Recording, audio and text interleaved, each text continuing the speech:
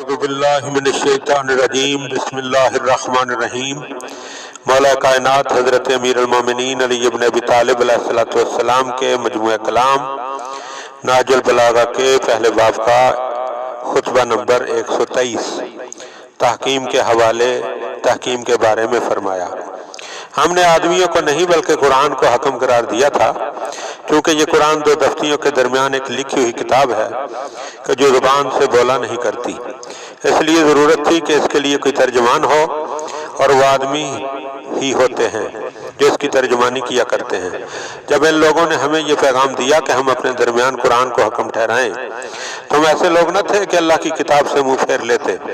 جبکہ حق سبحانہ کا ارشاد ہے کہ اگر تم کسی بات پر جھگڑا کرو تو اس کا فیصلہ نپٹانے کے لیے اللہ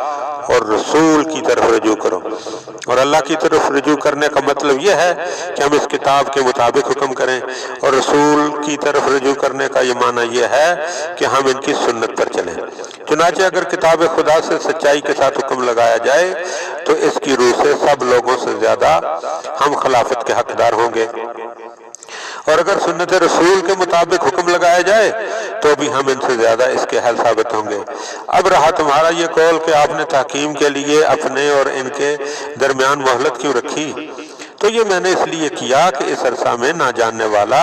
تحقیق کر لے اور جاننے والا اپنے مسلک پر جم جائے، اور شاید اللہ تعالیٰ اس سلوک کی وجہ سے اس امت کے حالات درست کر دے، اور بے خبری میں گلا گھونٹ کر تیار نہ کی جائے کہ حق کے واضح ہونے سے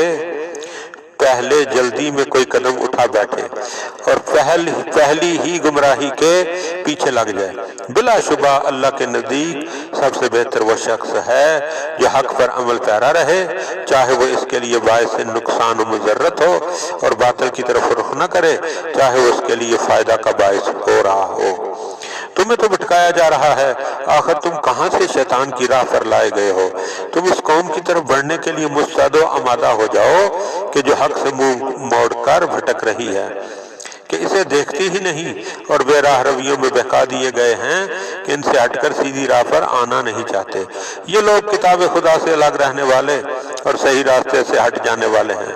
لیکن تم تو کوئی مضبوط وسیلہ ہی نہیں ہو کہ تم پر بھروسہ کیا جائے، اور نہ عزت کے سہارے ہو کہ تم سے وابستہ ہوا جائے۔ تم دشمن کے لیے جنگ کی آگ بھڑکانے کے اہل نہیں ہو۔ تم پر افسوس ہے کہ مجھے تم سے کتنی تکلیفیں اٹھانا پڑی ہیں۔ میں کسی دن تمہیں دین کی امداد کے لیے پکارتا ہوں، اور کسی دن تم سے جنگ کی رازدارانہ باتیں کرتا ہوں، مگر تم نہ پکارنے کے وقت سچے جواں مرد اور نہ راز کی باتوں کے لیے قابل اعتماد بھائی ثابت ہوتے ہو۔